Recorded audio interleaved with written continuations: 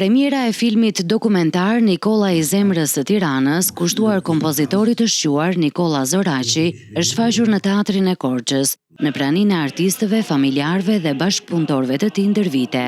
Me origjinë nga Voskopoja, Zoraqi mbetet një nga figurat më të rëndësishme të muzikës shqiptare, ndërsa dokumentari sjell materiale dhe detaje të panjohura më parë nga jeta dhe krijimtaria e tij.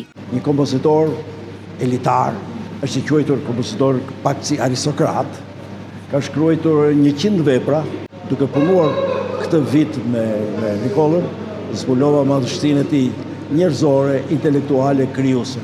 Është fat për Shqipërinë që kishte një Nikolla Zoraqi, i cili fatkeqësisht iku herët. Filmi evokon një kohë mjaft të bukur kur arti në Shqipëri ishte shumë i pranishëm para njerëzve, me baletin asaj kohe, me kompozimet e këtij kompozitori dhe shumë artistë të tjerë.